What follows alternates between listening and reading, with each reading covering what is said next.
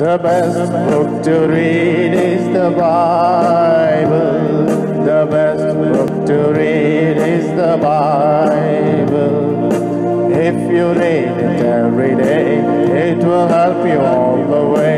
Oh, the best book to read is the Bible.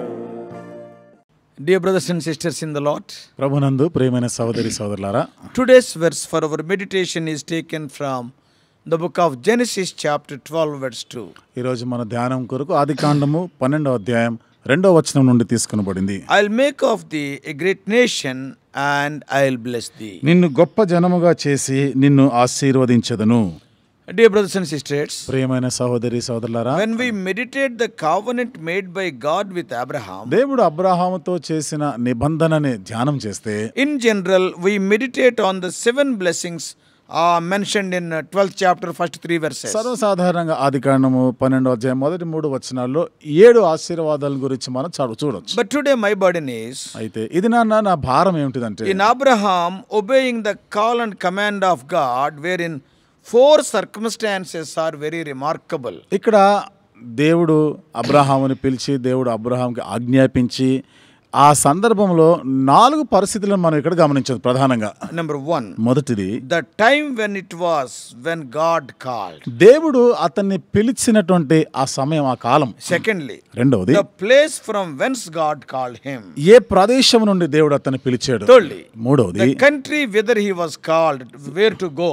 అంటే ఏ దేశానికి వెళ్ళాలి అనే దాని గురించినది. And fourthly, నాలుగవది, the reason why the great God said like that. ఇంత గొప్ప దేవుడు ఎందుకు ఆ విధంగా చెప్పాడు అనే దానికి కారణం. We are going to see briefly about these 4 important truths. ఈ 4 ప్రాముఖ్యమైన సత్యాలను గురించి క్లుప్తమైన విధానంలో మనం ధ్యానం చేస్తాం. As I already told you, in general people will meditate the 7-fold covenant of God with Abraham in the first 3 verses of Genesis 12th chapter. నేను ముందుగా మీతో చెప్పినట్లుగా ఆదికాండం 12వ అధ్యాయం మొదటి 3 వచనాల్లో దేవుడు అబ్రహాముతో చేసిన నిబంధనలో 7 అంతల ఆశీర్వాదాల గురించి ప్రజలు చెప్తూ ఉంటారు. But this is a separate burden. అయితే ఇక్కడ నాకు కొంచెం వేరైనటువంటి భారాన్ని దేవుడు ఇచ్చాడు. So number 1, ఇప్పుడు మొదటిది, the time when Abraham was called. Abraham పిలువబడినటువంటి ఆ కాలం, ఆ సమయం. It was while he lived in Ur of Chaldees. ఆయన కల్దీయుల ఊరు అనే ఆ పట్టణంలో ఉంటున్నప్పుడు Abraham lived with his father Terah in that place. ఆ ప్రాంతంలో అబ్రహాము తన తండ్రి అయిన తెరహుతో పాటు జీవిస్తున్నాడు. And in Haran also, a city of Mesopotamia. హరానులో కూడా మెసొపొతమియా అనేటువంటి ఆ పట్టణంలో Till he was 75 years of age. 75 సంవత్సరాల వయసు వచ్చేంత వరకు. There and then did the God of glory appear to Abraham. అక్కడే మహిమ గల దేవుడు అబ్రహామునకు ప్రత్యక్షమవుట చూస్తాం. If we see carefully, ఇంకా మనం జాగ్రత్తగా గమనిస్తే, the Orthodox Jews who martyred Stephen thought that religion was confined to Canaan or Jerusalem. నిష్ఠగల యూదా మతస్థులైన వారు స్టెఫెను హతసాక్షిగా చేయబడిన వాళ్ళు ఏమనుకున్నారంటే, ఈ మతం అనేది కేవలము యూదా మతం కనాను ప్రాంతానికి అక్కడున్న నివాసులకే చెందినది అనుకున్నారు. But Abraham had true religion even in Chaldea. అయితే అబ్రహాము కల్దీల్లో కూడా ఆయన నిజమైనటువంటి భక్తి కలిగిన వాడుగా చూస్తున్నాం. He has not even come to Canaan, not even saw Canaan. అప్పటికి ఇంకా ఆయన కానానికి రాలేదు, Canaan చూడనేలేదు. He has not received the circumcision. అక్కడ ఆయన ఇంకా సున్నతి జరగలేదు ఆయన. Or before any ceremonies were appointed by the ministry of Moses, nothing was done. అంటే మోషే చేత చెప్పబడినటువంటి ఆచారయుక్తమైనటువంటి ఏమీ లేవు, ఇంకా జరగలేదు. Even tabernacle and temple are not there. ప్రత్యక్ష గుడారం లేదు, దేవాలయం మందిరం ఏమీ లేని సమయం. Abraham dwelt with his father on the other side of Euphrates and served idols. Abraham తన తండ్రితో పాటు నది అద్దర, అంటే యూఫ్రటీస్ నది అద్దర విగ్రహాలని సేవిస్తూ పూజిస్తున్నప్పుడు, That is what we read in Joshua 24:2. ఆ మాటలు యెహోషువ గ్రంథం 24వ అధ్యాయం 2వ వచనంలో చదవచ్చు. Even then God did call him out of his country, అయినను దేవుడు తన దేశంలో నుండి అతన్ని పిలిచాడు, making him to follow his call to obedience. చూడండి, తనకి విధేయత చూపించాలనేటువంటి ఆ పిలుపు ఇచ్చాడు దేవుడు. And not knowing whither he went. ఎక్కడికి వెళ్ళాలో తెలియకయే లోబడ్డాడు, విధేయత He చూపించాడు. never cared for anything because he had God with him. దేని గురించి ఆయన చింత చేయలేదు, పట్టించుకోలేదు. కారణం ఏమిటిదంటే దేవుడు తనతో కూడా ఉన్నాడు కాబట్టి. He followed God step by step. కాబట్టి అడుగడుగున దేవుని వెంబడిస్తూ వచ్చాడు. By faith, Abraham, when he was called, he obeyed. విశ్వాసమును బట్టి అబ్రహాము పిలువబడినప్పుడు విధేయత చూపించాడు. He listened and hearkened to the call of God with awful respect. దేవుని యొక్క పిలుపుని ఎంతో గౌరవిస్తూ ఆయన లోబడ్డాడు, విన్నాడు, ఆలకించాడు ఆయన. Thus Abraham did not dispute. ఆ విధంగా అబ్రహాము అక్కడి నుంచి వైదొలగలేదు. ఇంకా He did not dispute, he has not argued. ఆయన ఎక్కడ ఆ వాదన ఏమి చేయలేదు ఆయన But దేవుడు. immediately departed without carnal reasonings against it. అయితే వెంటనే ఆయన అక్కడ ఏ కారణాలు సాకులు చెప్పకుండా అక్కడి నుంచి వెళ్ళిపోయాడు. ఆయన బయలుదేరినాడు. What does it mean? అంటే దాని అర్థం ఏమిటి? His inner man and outer man were relatives, so it should be with us. They are one. అంటే ఆంతర్య పురుషుడు, బాహ్య పురుషుడు, ఈ ఒకదానికి సంబంధం ఒకటే, ఈ రెండు ఒకటే. So the time when he called we have seen. కాబట్టి అతను పిలువబడినటువంటి ఆ సమయాన్ని మనం చూసినాం. So what we have to understand? ఇక్కడ మనం ఏం అర్థం చేసుకోవాలి? Yeah, God is not only the God of Canaan, God of Jerusalem, he is the God of the whole world. దేవుడు కేవలం కనానికే దేవుడు, యెరూషలేముకే దేవుడు కాదు, ప్రపంచం అంతటికి ఆయన దేవుడే He ఉన్నాడు. can call you wherever you are. నువ్వు ఎక్కడ ఉన్నా కానీ దేవుడు నిన్ను పిలుస్తాడు. And second thing is, రెండవ సంగతి, the place from when God called him, చూడండి ఏ ప్రాంతంలో నుండి దేవుడు అతన్ని పిలిచాడు. which is this is a twofold calling. ఇక్కడ రెండంతల పిలుపు ఇది. One is ఒకటి from Ur. ఊరు అనే ప్రాంతం నుండి. Secondly, రెండవది from Haran. హారాన్ నుండి కూడా. So parents ought not to hinder their children from good and from obedience to God. కాబట్టి తల్లిదండ్రులు ఏంటంటే వారు ఈ పిల్లలు దేవునికి విధేయత చూపించే విషయానికి వచ్చినప్పుడు వారు అడ్డు చెప్పకూడదు. వాళ్ళు Here Terah, the old father, did not rebuke Abraham his son for being fanciful to leave his place, and he has not charged him to abide in his native country. ఇక్కడ అబ్రహాము తండ్రి అయిన తెరహు కూడా ఎప్పుడైతే తన బంధువులని, తన స్వదేశాన్ని, తండ్రి ఇంటి వాడిని విడిచిపెట్టి వెళ్ళాలనే దానికి తీర్మానం చేసుకున్నాడు అబ్రహాము. అక్కడ తెరహు కూడా ఏం అడ్డు చెప్పినట్లేడు. So he never told, my son Abraham, you are having the certainty here, every property here, and why thou leave a certainty for an uncertainty? నా కుమారుడు అబ్రహామా, ఇక్కడ అన్ని కూడా చాలా చక్కగా స్థిరముగానే ఉన్నావు కదా, అస్థిరమైనటువంటి ఆ ప్రదేశానికి తెలియని దానికి ఎందుకు వెళ్తాను అని తెర చెప్పలేదు. ఇక్కడ Will thou be wiser than your forefathers? నీ పితరులు పూర్వీకుల కన్నా నువ్వు తెలివైన వాడివా? So let parents learn from hence to further, not to hinder their children in the good ways of God. They have to encourage them to go in the good ways of God. ఇక్కడ తల్లిదండ్రులుగా నేర్చుకోవాల్సిన పాఠము, పిల్లలు దేవుని మార్గాలను అనుసరిస్తూ ఉండగా దేవుని యొక్క విషయాల్లో వారు ముందుకు సాగిపోతూ ఉన్నప్పుడు వారిని మనం ప్రోత్సహించి వెనుతట్టాలే తప్ప అడ్డగించకూడదు. వారికి మనం అభ్యంతరాలు చెప్పదు. When they are going in a good way, God's way, why should we hinder them? మంచి మార్గాల్లో, దేవుని మార్గాల్లో వారు సాగిపోతుండగా మనం ఎందుకు అడ్డుకోవాలి?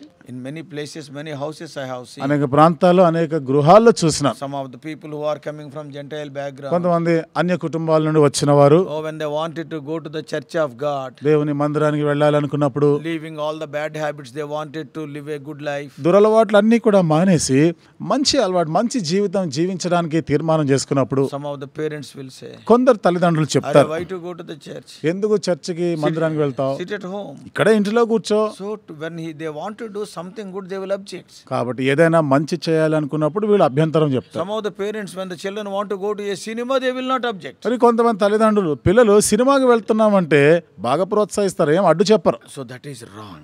అదే తప్పు. Secondly, రెండోది, man's heart needs many pulls from God's hand before man can complete his obedience to God. Many times God has to pull him. చూడండి, అనేక పర్యాయాలు దేవుడు తన వైపుగా ఇతన్ని ఆకర్షించేవాడుగా ఉండాలి. When God pulls a person unto himself, ఒక వ్యక్తిని దేవుడు తన వైపుగా ఆయన ఆకర్షిస్తున్నప్పుడు, and with one call man will not obey often. చూడండి, ఒకసారి పిలుపుతోనే మానవుడు తరచుగా ఆయన విధేయత చూపించాడు. So man's heart needs many pulls. కాబట్టి మానవ హృదయానికి అనేకసార్లు చెప్పవలసి ఉంటుంది. So here God gives Abraham two calls. ఇక్కడ దేవుడు అబ్రహాంకి రెండు పిలుపులు ఇచ్చాడు. That is two pulls, I can say. అంటే ఒక విధంగా చెప్పాలంటే రెండు సార్లు అతను పిలుస్తున్నాడు. Before he pulled him to the land of promise. వాగ్దాన దేశానికి అతను తీసుకొని వెళ్ళడానికి ముందుగా The first pull bringeth him only from Ur to Haran. మొదటిసారి అతను ఆ ప్రాంతం లాగినప్పుడు అతను పిలిచినప్పుడు కేవలము ఆ ఊరు నుండి ఆయన పిలిచాడు. And up to Haran only. హారాను వరకు మాత్రమే And there పిలిచాడు. he settled again. అక్కడ వచ్చి ఉండిపోయాడు ఆయన. And gathered much goods there, as we read in Genesis 12:5. అది కారణం 12వ అధ్యాయం 5వ వచనం చదివిన ప్రకారము అక్కడ బాగా ఆస్తి అంతా కూడా సమకూర్చుకున్నాడు. So all carnal respects must be subject to the spiritual, and carnal relations must be bewailed.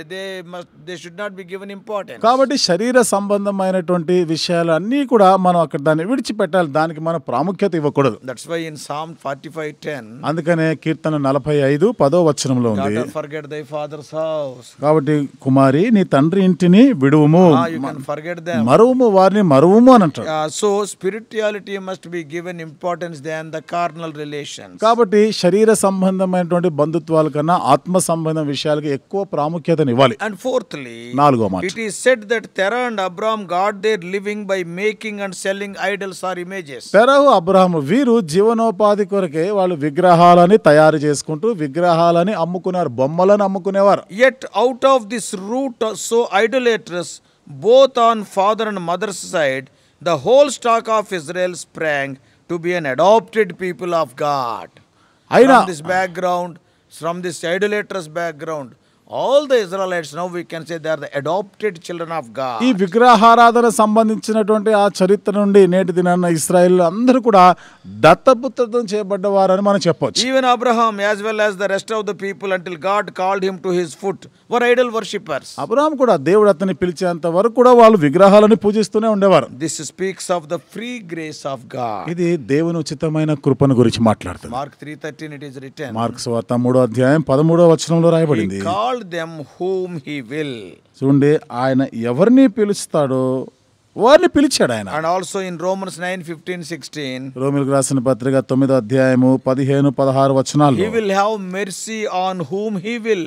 ఎవరిని కనికరిస్తాడో వాళ్ళని కనికరిస్తాడు. God found even Abraham himself ungodly. చూడండి దేవుడు అబ్రహాము విషయంలో కూడా భక్తిహీనుడుగానే చూశాడు కదా. Abraham is not a godly man. Abraham దైవభక్తి గలవాడు He is an కాదు, idol worshipper. విగ్రహారాధికుడే. But God did not leave him like that. అయితే దేవుడు ఆ విధంగా ఆ స్థితిలోనే విడిచిపెట్టలేదు అబ్రహాం. From which place? కాబట్టి ఏ ప్రాంతము నుండి, From which stage God called him? ఏ స్థితి నుండి దేవుడు అబ్రహాముని పిలిచాడు? From an idolatrous background. విగ్రహారాధన చరిత్ర నుండి పిలిచాడు. And he has given me many pulls. అనేక సార్లు పిలవలసి వచ్చింది ఆయనకి. And thirdly, మూడవది, the place whither Abraham was called to which place? ఇప్పుడు అబ్రహాము ఏ ప్రాంతానికి ఏ దేశానికి వెళ్ళడానికి కొరకు పిలువబడ్డాడు? It was not named. దాని గురించి చెప్పలేదు, God తెలియపరచబడలేదు. did not tell it to him in his ear. దేవుడు అబ్రహాముతో ఆ మాట చెప్పలేదు తనకి, ఆయన చెవులో చెప్పలేదు ఆ మాట. Yet showed it to him to his eye. ఆయనను తన కంటికి చూపించాడు ఆయన. Wherever Abraham was, అబ్రహాము ఎక్కడ ఉండినా గానీ his chief care was to be going on still forward to the south. ప్రధానంగా ఆయన ఒక పట్టిపత్తి కూడా ఎక్కువ శాతము దక్షిణ వైపుగా వెళ్ళిపోతూ ఉండడం. Genesis 12:9. అది కాండం 12వ అధ్యాయం 9వ వచనం. What does it mean? దాని అర్థం ఏమిటి? He was traveling towards the sun.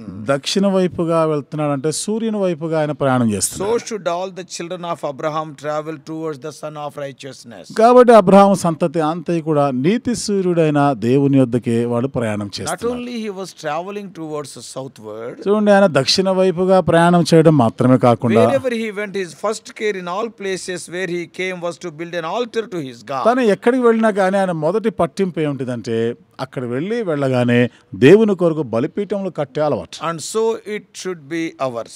ఆ విధంగానే మనం కూడా చేయాలి. We are a kingdom of priests as per 1 Peter 2:5. పేతురు రాసిన మొదటి పత్రిక 2వ అధ్యాయం 5వ వచనం గాని మనం చదివితే మనము రాజులైన యాజకులం. మనం We are kingdom of priests. మనము యాజక సమూహం. ఆ యాజక సమూహమై ఉన్నాం. And we have an altar, Hebrews 13:10. Hebrew 13:10లో మనకి బలిపీఠం ఉంది, which is Christ. అది క్రీస్తు అనే So బలిపీఠం. we should build this altar in our hearts. కాబట్టి మన హృదయాల్లో ఈ బలిపీఠాన్ని మనం నిర్మించాలి. And Abraham built altars. Abraham బలిపీఠంలను కట్టినాడు. Although the Canaanites were there in the land. ఆ దేశంలో కనానీయులు అందరూ ఉన్నప్పటికీ కూడా It is a wonder why they did not stone Abraham because he built altars. Abraham అక్కడ బలిపీఠం కడుతున్న కారణాన్ని బట్టి ఎందుకు వాడు అబ్రహాంని రాళ్ళతో కొట్టలేదో మనకు తెలియదు. Undoubtedly they would have stoned him if not God constrained them. నిస్సందేహంగా దేవుడే గాని వాళ్ళని ఆపకపోయి ఉంటే వాళ్ళు రాళ్లతో కొట్టేవారే అబ్రాహాం. Thus ought all the spiritual seed of Abraham to shine as lamps in the midst of the crooked and cursed generation, you and I. ఆ విధంగా అబ్రహాము సంతతిగా పిలువబడే నీవు నేను అందరం కూడా వక్రమైనటువంటి ఈ జనాంగం మధ్య మనం జ్యోతుల వలె వెలుగుతూ Yeah, ఉంటాం. holding forth the word of life. జీవవాక్యమును చేత పట్టుకొని మనం We ప్రకాశిస్తాం. should set up our altars in sight and despite of idolaters as Abraham. So many idolaters may be there, but our altar we have to set up. Abraham వల్లనే చుట్టూ విగ్రహాలు ఎన్ని ఉన్నా కానీ మనం మట్టుకు మనము బలిపీఠములను కడుతూనే ఉండాలి. అదే నిశ్చయపరచుకోవాలి. Not only that, అంతేకాకుండా Abraham was the first man who had God most familiarly appearing to him. చూడండి, అబ్రహాము ఎలాంటి వాడు అంటే దేవుడు తరచుగా ప్రత్యక్షమైన వారి విషయానికి వస్తే ఈ మొదటివాడు అబ్రహాం.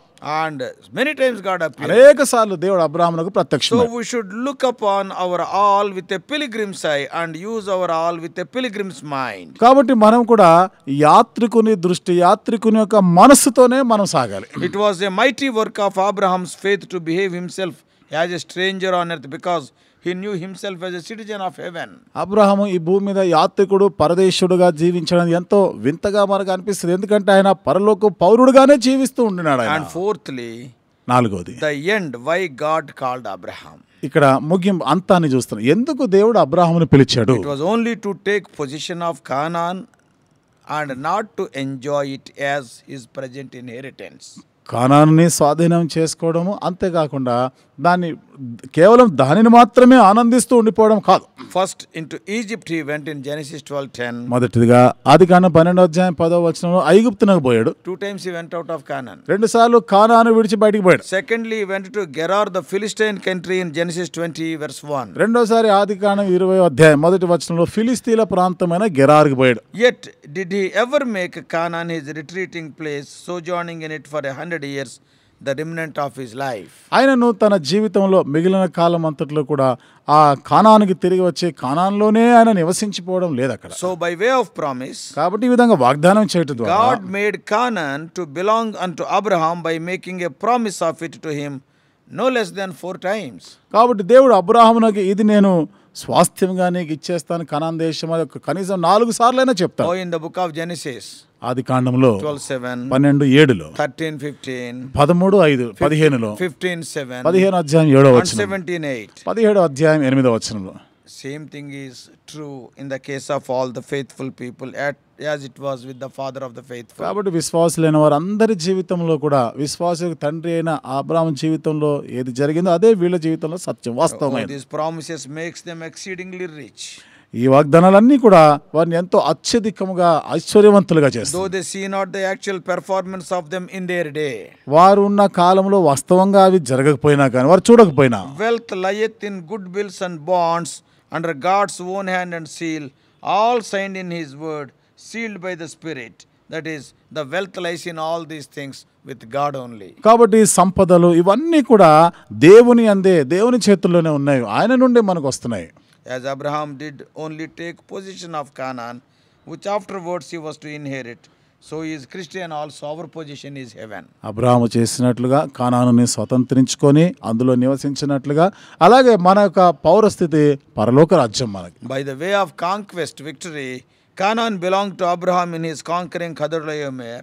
కదర్లమరులో ఆయన బట్టి ఆయన ఆ యుద్ధం చేసి దానిని సాధించి సంపాదించుకున్నట్టు. We read about it in Genesis 14:4. ఆదికాండం 14వ అధ్యాయం 4వ వచనంలో మనం చదవచ్చు. Also 15:17. 15వ అధ్యాయం 17వ వచనంలో This కూడా great king was the son of Elam, the son of Shem.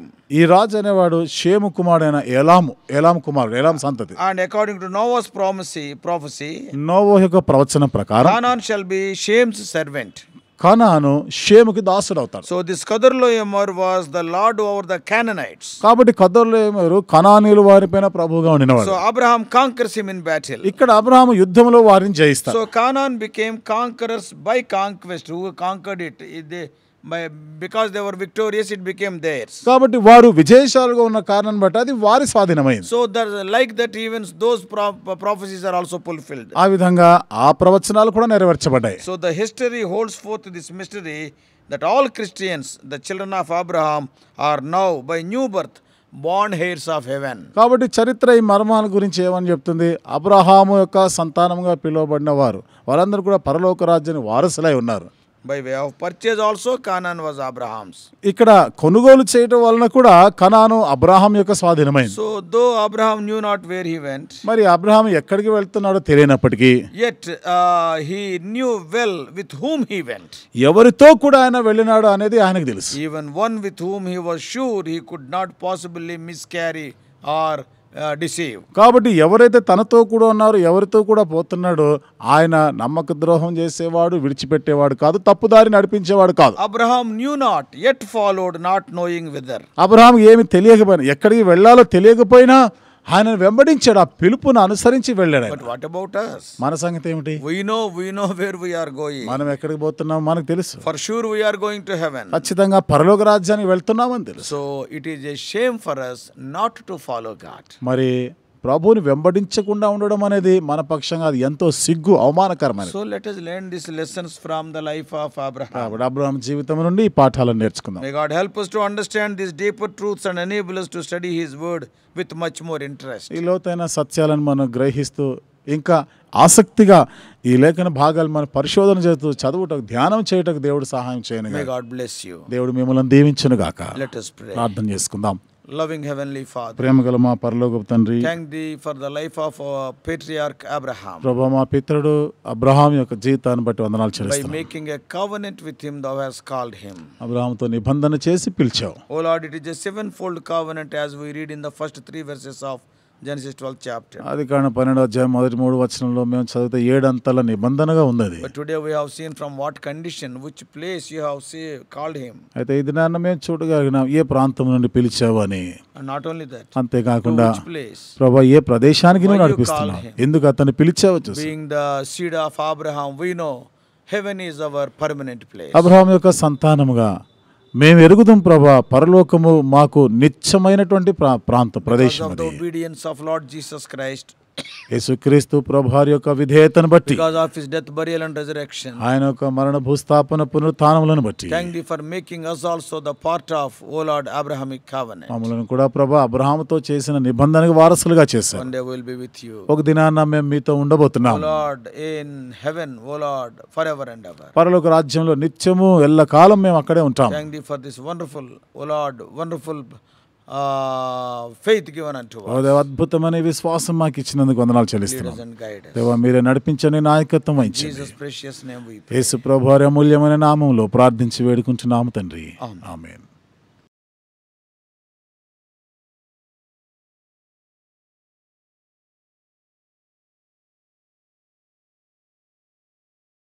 God bless you all. Please subscribe for more spiritual messages on YouTube channel John Victor Hebron.